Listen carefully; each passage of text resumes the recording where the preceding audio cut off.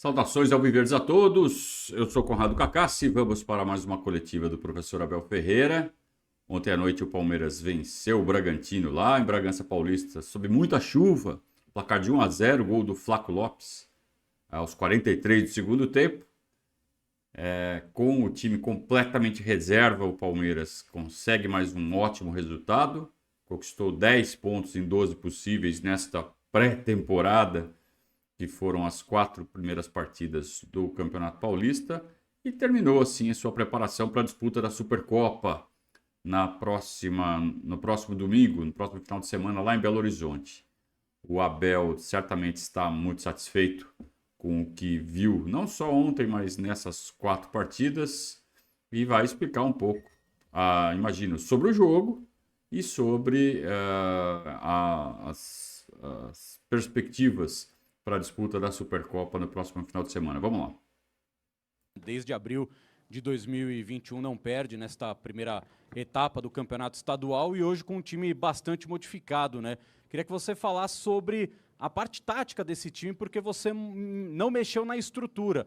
Iniciou com o Vanderlan fazendo a saída pela esquerda, mais próximo ali do Luan e do Naves também como zagueiro, cai um pouco mais à frente dele. Então eu queria que você falasse também nessa rodagem do time, de apesar de não ser a escalação que você utiliza com frequência, mas as ideias mantidas também com esses garotos que entenderam bem o aspecto do jogo hoje. Eles não são garotos, eles são jogadores de Palmeiras. Boa. E acabou isso, que são jogadores da base, esqueça. Aqui cobram igual para todos. Isso. Eu cobro igual, seja o Luís, seja o Estevão, como cobro o Rocha. Aqui são todos jogadores do Palmeiras. Eles sabem que se eu pudesse eu metia-os todos a jogar. Só que infelizmente a FIFA criou regras. E eu não consigo ir contra as regras da FIFA, porque só podem jogar 11 e entrar 5. Porque se a FIFA dissesse que podiam jogar os 24 mais os 3 goleiros, eles jogavam todos, porque eu sei o que é que eles treinam. Mal-humorado. E eu fico contente porque mesmo os jogadores que não jogam, eu também treino os jogadores que não jogam. Eu não treino só aqueles que vocês gostam de chamar de titulares. Sempre vos disse que na nossa equipa não há titulares. Nossa equipa há um time que trabalha todos os dias para estar preparado para servir a equipa. Agora não nos podemos esquecer que viemos jogar a casa de uma equipa, o Bragantino, que o ano passado até às 2 últimas jornadas estava a lutar pelo título. E é isto, é acreditar nos nossos jogadores. O que eu lhes digo é que eles confiem tanto em eles próprios como eu confio neles. Que cada um deles confie neles próprios como eu confio. Mas chegar aqui e trocar toda a equipa, poder ter jogado com o Lopes, poder ter jogado com o Rios de início, ou com o Rocha, ou com o próprio Menino, e chegar aqui e acreditar naquilo que é o nosso trabalho. E se tivéssemos perdido, porque também pode acontecer, nós não vamos ganhar sempre, eu fico contente por ver que joguem jogar, seja onde for, seja contra quem for, jogamos para ganhar. E é isso que eu acredito. Acredito num jogo coletivo. Eu não acredito num jogo em que é a equipa deste ou a equipa... Não, todos merecem participar naquilo que é o jogo coletivo. É isso que eu acredito, os jogadores também acreditam, e foi, como te disse, uma vitória difícil, perante um adversário difícil, em casa deles. Deixem-me também dizer-vos isto, dar os parabéns aos funcionários que tratam deste gramado, ao que choveu, não empapou, top para jogar, jogo bem jogado. Taticamente o Caixinha tentou-me surpreender ali quando tirou o Lucas, mas nós já estávamos preparados para tudo e ajustamos. No segundo tempo eles com mais ritmo de jogo do que os meus jogadores, porque estes jogadores não têm jogado tanto, e quando foi preciso dar uma superioridade atrás para poder sair mais um bocadinho com um terceiro homem, acabamos por ser felizes também, atacar a profundidade e fazer um belo golo que nos deu a vitória. Eu não vi o Caio Paulista tão à frente assim. Me pareceu mais uma linha de 5 sem a bola e só com um jogador à frente, que é o Breno Lopes. Pela escalação, eu imaginei que o Caio Paulista fosse ser um segundo atacante, mas não. Ele foi um ala mais defensivo, né? Então o Palmeiras ficava com... a gente pode dizer que era um 3-6-1, tá? Com 3 zagueiros, 2 alas, 2 volantes e 2 meias. E um atacante. Mas é o que a gente sempre fala aqui, esses números, eles não querem dizer nada, né? Porque aí depende de como você enxerga, depende do ângulo como você vê. Esse 3-6-1 pode ser um 5-4-1 e pode ser sei lá, um 5-3-2, pode ser o que você quiser, né? Porque é só o ponto de partida. E aí são as tais das dinâmicas que o Abel sempre fala. Acho que o ponto importante aí de observação do Abel foi que ele deixou claro, quando ele troca o Lucas Cunha pelo Jadson, no meio do primeiro tempo, mudou bastante o panorama do jogo. O Palmeiras estava dominando completamente o Bragantino no começo, passa a ser dominado na parte final do primeiro tempo, e o Palmeiras teve que achar seus espaços ali para tentar equilibrar o meio do campo, depois dessa mexida do Caixinha, e isso só foi possível com a entrada do Gabriel Menino já no meio do segundo tempo. Quando ele desmonta esse esquema, ele tira um dos zagueiros da formação, né? Na verdade, ele tira o Caio Paulista e mexe tudo, né? O Vanderlan sai da posição de zagueiro para ser a largura do lado esquerdo. O Naves passa para a lateral.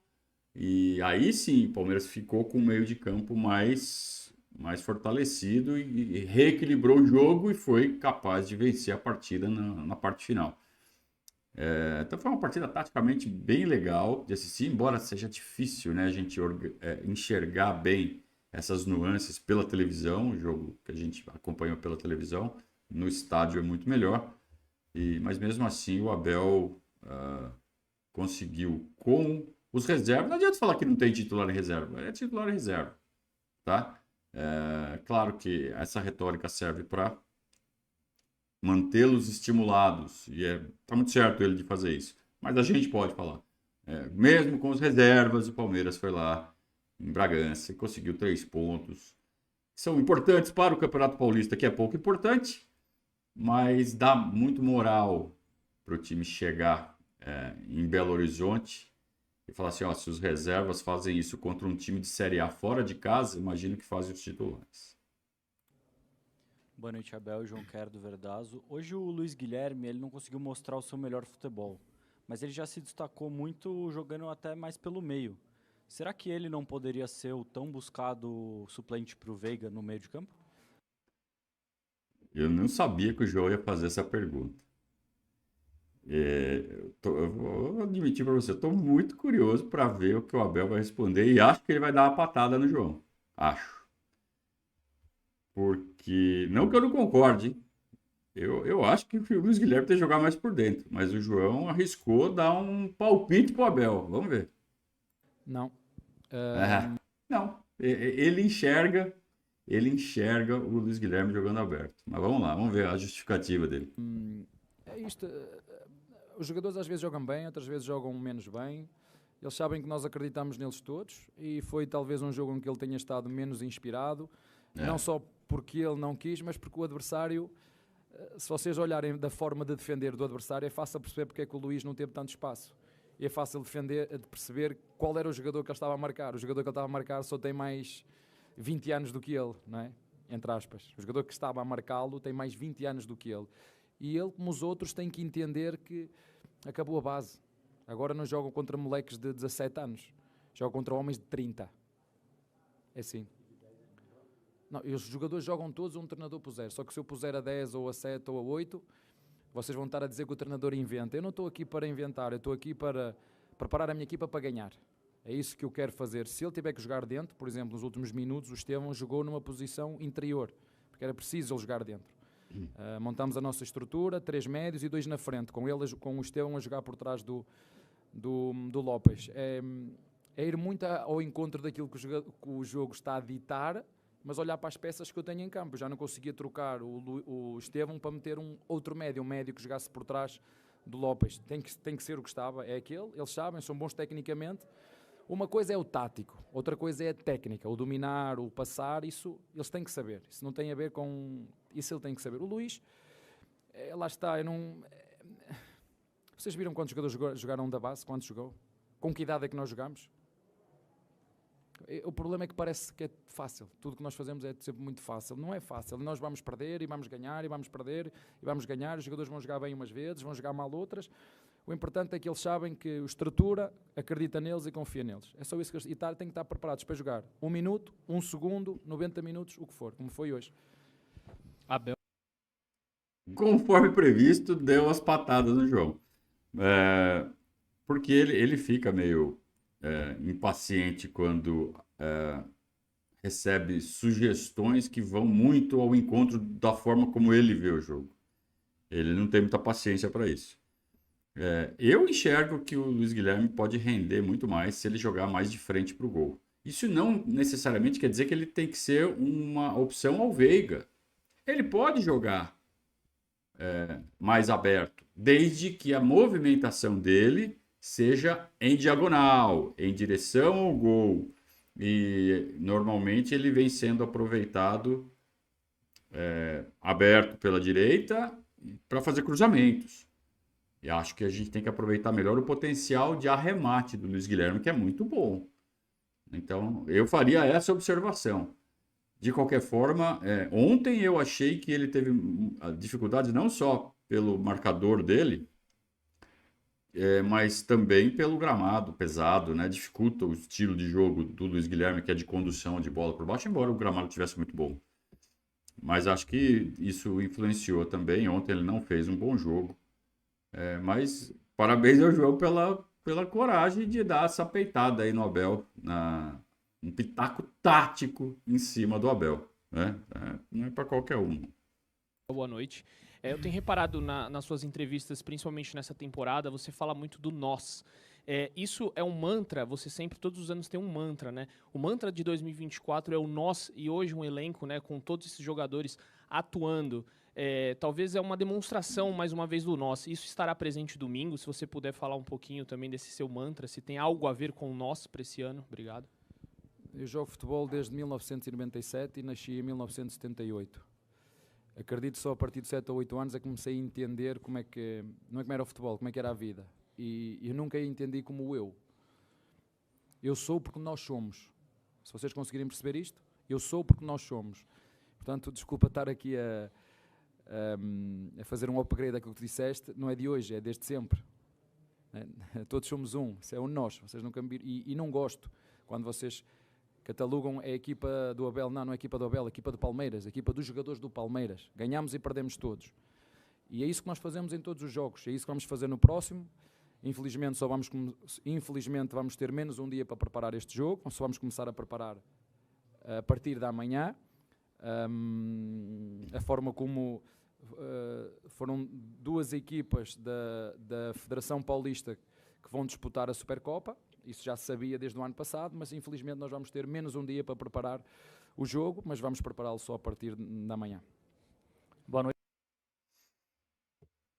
Ele sempre, né, fala isso desde que ele assumiu o Palmeiras. Todos somos nós, um espírito coletivo. Ele tem incutido nele, na comunicação dele do grupo, que o coletivo é sempre maior do que as individualidades. Até por isso, é muito difícil você ver no Palmeiras um superastro. Ele não gosta de trabalhar com superastros, não porque são muito bons e ele não gosta de jogador bom, mas porque no pacote de superastro vem aquela questão da individualidade que pode contaminar o vestiário de uma forma que o espírito coletivo que ele luta tanto para fazer prevalecer acabe se deteriorando. Então, eu não acredito que ele seja contra talentos, mas junto do talento tem que vir um espírito coletivo e é muito difícil você achar um jogador que tenha tudo isso no pacote. Né? Então, talvez isso explique muito esse embate que a gente vê nas redes sociais de Enzos que querem super craques, e o Abel fala assim, eu aceito super craque, mas o cara tem que ter espírito coletivo e além de tudo tem que estar dentro do espectro financeiro do clube. É difícil você achar um combo desse, né? Mesmo num mercado tão vasto. Então, assim, uma pergunta meio óbvia, a resposta meio óbvia, ele vai sempre valorizar a parte coletiva e é muito bom que ele tenha conseguido fazer isso. O Palmeiras consegue, assim, competir com o Flamengo, que tem de largada 300 milhões a mais por ano, todo ano. Então, como é que o Palmeiras consegue ficar com o Flamengo? Porque tem um grupo que coletivamente consegue, o Abel consegue extrair coletivamente do grupo muito mais do que conseguiria normalmente, porque ele tem esse espírito coletivo aflorado. E o Flamengo vive das individualidades, dos acertos que eventualmente os técnicos do Flamengo conseguem dar. Às vezes consegue, muitas vezes não consegue, mas os caras são muito bons e dá equilíbrio, dá disputa. E vai continuar dando nos próximos anos. Só que o Palmeiras sai todo ano 300 milhões abaixo. E tem que equilibrar de alguma forma. E é assim que ele consegue. Boa noite, Abel, Regis do Tifose. Abel, o segundo jogo de titular do Aníbal e o segundo grande jogo do Aníbal. Eu queria saber se tem a possibilidade dele completar um meio de campo junto com o Zé Rafael e o Richard Rios, liberando um pouco mais o Rafael Veiga para jogar, a chegar um pouco mais no ataque. Aí vai ter que tirar alguém. Os jogadores hoje, mais uma vez, disseram ao treinador que pode contar com qualquer um deles. O Aníbal foi um caso, foi um. O Naves fez um grande jogo. O próprio Garcia, bem. O Vanderlá, muito bem. O próprio Fabinho, que tem sido um jogador que ano após ano tem evoluído muito. O próprio Luís. O Jonathan, espetacular. E para completar o que o teu colega estava a dizer, quem é que poderia substituir o Veiga? Se o clube não fizer um esforço extra para trazer um 10, vai ser ele que vai ter que fazer. E nós confiamos nele porque ele tem essas duas características de jogar bem entre linhas e fechar fora. Aparece bem na área, como apareceu nos primeiros minutos, onde o adversário, até aos 30 minutos, na minha opinião, fomos melhores. Depois o Caixinha tentou fazer ali. Eu gosto de jogar contra este tipo de treinadores que mexem com a tática. Tentou nos surpreender, mas nós rapidamente nos encaixámos sobre o lado esquerdo para tentar bloquear um bocadinho daquilo que ele tentou fazer passar de uma saída a 3 para uma saída a 4. Rapidamente o fizemos. No segundo tempo eles foram melhores, é verdade, ou seja, não foram melhores, empurraram-nos mais para trás, com outra frescura, com uma equipa que tinha mais jogos do que os meus jogadores, que são jogadores que tinham jogado menos, mas deram todos uma excelente resposta. Fico feliz por eles verem o trabalho deles reconhecido dentro de campo. E o Aníbal, como te disse, é um jogador que chegou. Eu gostava muito, ou o clube gostava muito que ele tivesse chegado uns meses mais cedo, mas chegou quando foi possível e alguém fez o trabalho dele no ano passado. E o importante é que nós estamos todos juntos e temos neste momento, na minha opinião, e é só a minha opinião, acho que o setor que nós estamos, como eu gosto, que é ter dois jogadores de posição para disputar, é no meio campo. Aí está top. Se nós conseguirmos trazer um 10 para quando o Veiga se for para a seleção, que a gente possa ter uma alternativa boa, mas eu já disse ao clube que é que eu entendia que era preciso para um ano exigente, mas vamos ver. Tem sido sempre o nosso lema, não olhar para os problemas, mas arranjar soluções. De fato, o setor do meio-campo do Palmeiras está bem servido, mas ainda falta uma alternativa para o Veiga. Ontem ele usou o Gabriel Menino. E quando o Gabriel Menino entrou, o meio-campo do Palmeiras ficou realmente mais forte. E foi a partir da entrada do Gabriel Menino que o Palmeiras recuperou o controle da partida e chegou ao gol da vitória. Até então, o Bragantino estava mais forte no campo. A gente com Fabinho, Rios, Zé Rafael e Aníbal, a gente tem um setor de volância ali tranquilíssimo. Está muito bem servido e ainda tem o Gabriel Menino. Tá? O fato da gente ter esses quatro possibilita ao Gabriel Menino, nesse momento, ser a primeira alternativa ao Veiga. Não é o John John. O John John é para jogar mais aberto. Na visão do Abel. Então, a primeira alternativa Rafael Veiga, nesse momento, é o Gabriel Menino, que não é 10, mas quebra o galho. E por isso que ele está cobrando. Assim como ele cobrou no ano passado. Ele queria o Aníbal Moreno já no ano passado. E não deu para trazer. O Anderson Barros não conseguiu trazer ele no meio do ano. Só conseguiu agora na virada. E ele falou, olha, eu queria já para o ano passado. Talvez a gente tivesse tido resultados bem melhores. E estamos falando de Copa do Brasil e Libertadores. Pela falta do Aníbal Moreno. Né? Pela falta de outra peça ali no setor. Aí ele falou assim, a gente foi com o que deu. Então a gente tinha o Zé, o Richard e o Menino. E muitas vezes não podia contar com um dos três e acabava ficando, né, não tão forte o setor. Agora sim, com a chegada do Aníbal, a gente preencheu ali todas as necessidades. E agora resta alguém ali para fazer a do Veiga, principalmente quando ele estiver na seleção. Podem sim, claro que podem jogar os três. O jogo não tem só... Não é só quando começa, não é? Vocês viram hoje o jogo, começámos numa estrutura, uma estrutura muito parecida com a do Bragantino. O Bragantino aos 30 minutos trocou. O Palmeiras aos 75, 80 trocou também. É isto. Jogar contra treinadores assim eu gosto. Umas vezes ganhas, outras perdes, mas... eu gosto de jogar contra esse tipo de jogos. E se for preciso jogar os três, como foi hoje, acabamos com os três em linha. Nós sabemos que o Menino tem saída, o Rios tem saída, mas podem jogar, claro que sim. Boa noite, Abel. Rodrigo.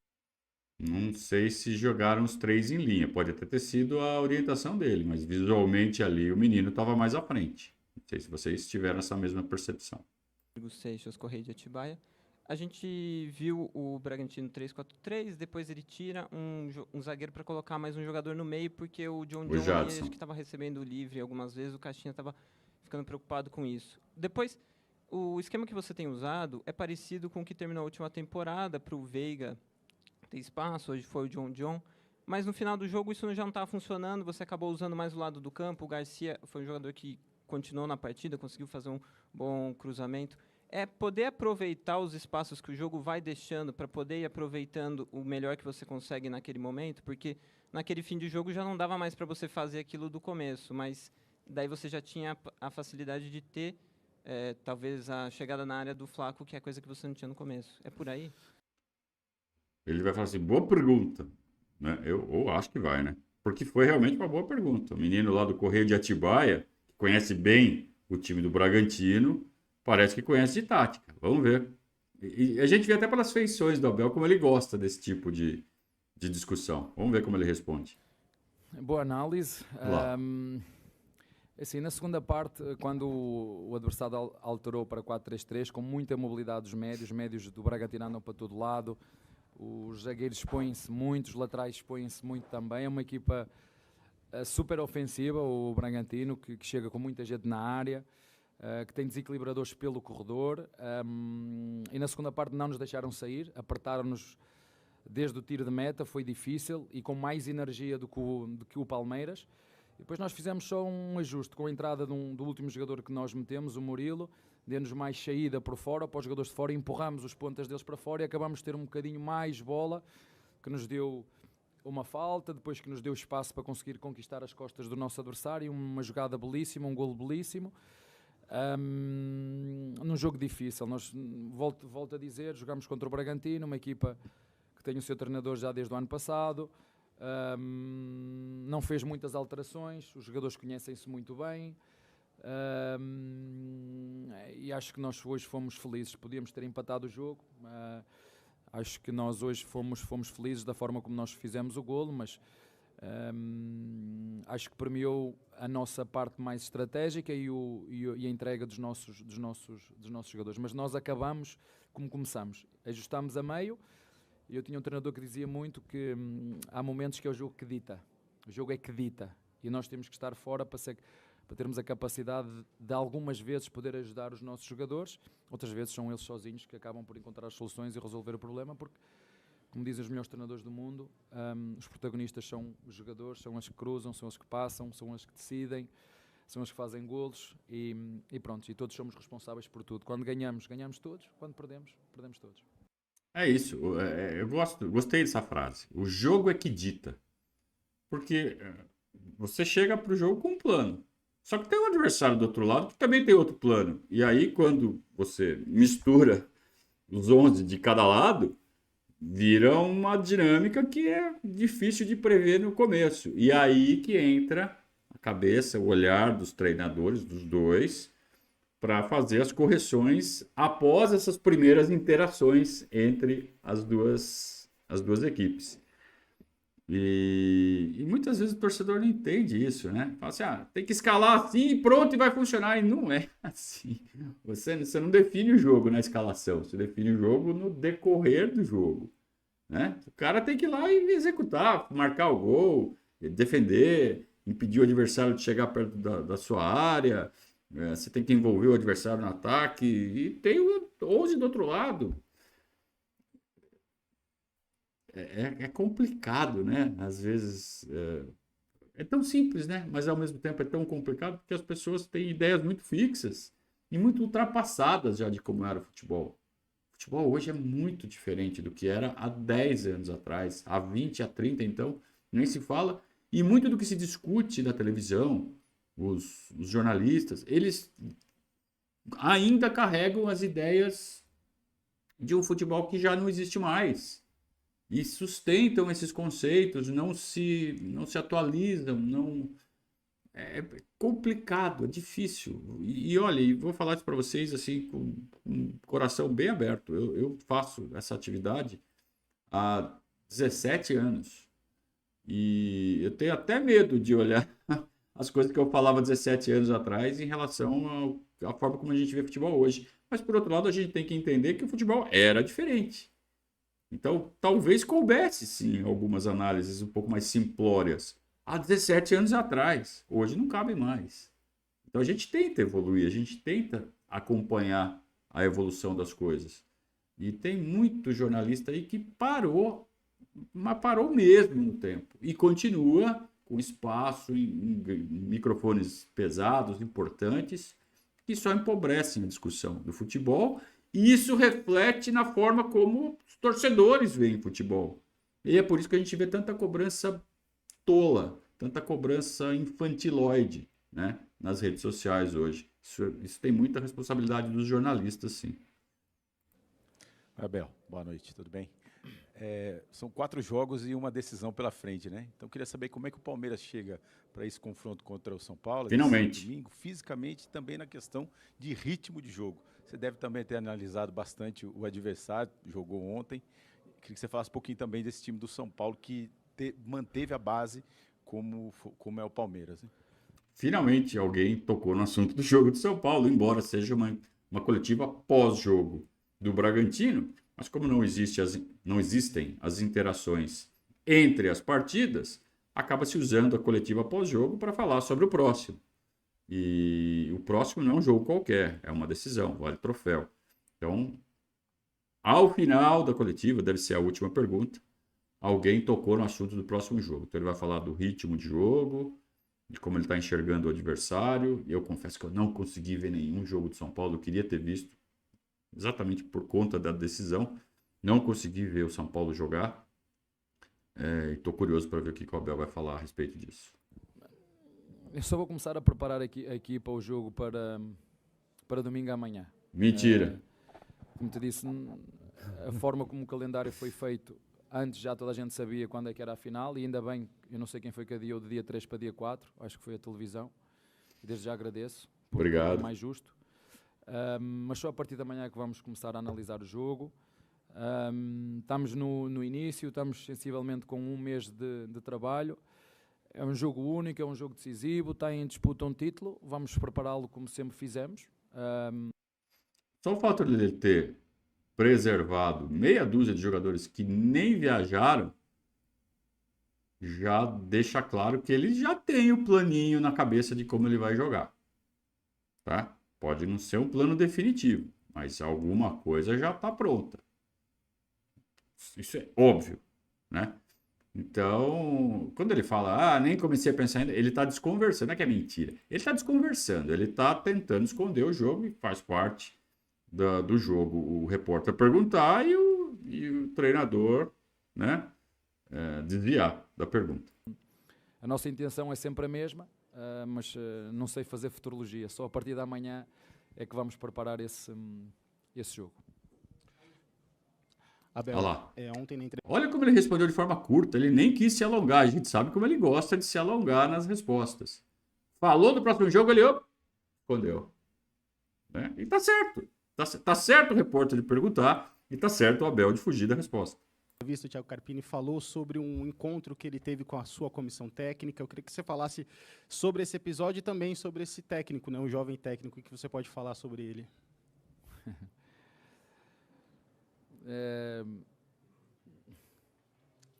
Tenho que ter muito cuidado com aquilo que eu vou dizer. Uhum. Ele conhece mais aquilo que eu faço do que eu a ele. Ele conhece, eu sei. Acho que é um jovem treinador com muita capacidade. Sim, ligamos não diretamente comigo, mas com um elemento da nossa comissão. Mas não quero estar a abrir muito o jogo, não vou falar muito sobre isso. Domingo estamos ali os dois para ajudar os nossos clubes, não sou eu contra ninguém, é o Palmeiras contra o São Paulo, como sempre foi. Eu sei que vocês gostam dessa rivalidade, isso é problema vosso, não é problema meu. Se eu ganhar vai ser normal, se eu perder bem, não vou estar aqui a abrir. Vocês são jornalistas, não sou eu que vou fazer o vosso trabalho, só vos sei dizer que vamos nos preparar para domingo haver um São Paulo-Palmeiras, um título, uma decisão, mérito dos dois clubes que ganharam as respectivas competições, que têm direito a disputar este título no início do ano, onde seguramente ainda há muitas coisas para melhorar de um lado e do outro, mas é sempre um título e uma final e nós queremos prepararmos para ela, como te disse, só a partir da manhã, infelizmente, só vamos ter menos um dia para preparar essa final, mas só a partir da manhã é que vamos começar a olhar para ela com olhos de ver. Tá bem? Enrolou e não disse nada, escondeu o jogo. Né? Isso mostra o quanto ele tá focado. Não vou abrir o jogo. Qualquer coisa que ele fale, ele vai dar armas para o adversário. E olha como ele dá importância para isso.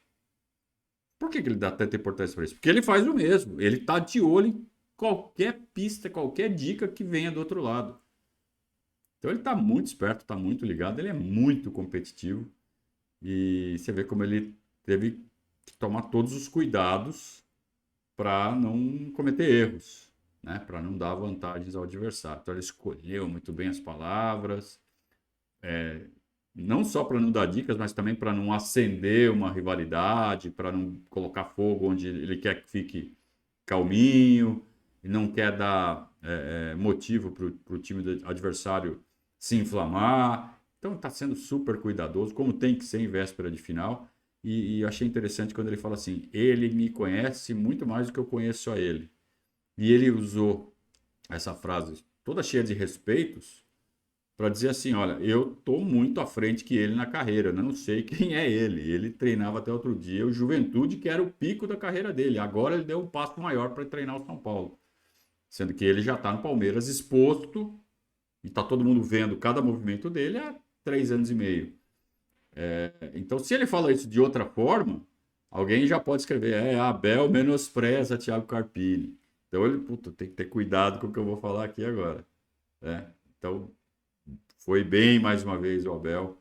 Sabe o terreno que está pisando, sabe os cuidados que tem que ter. E é isso que dá segurança para nós, enquanto torcedores, e que a gente está em ótimas mãos. Né? Felizmente, por mais 2 anos ainda.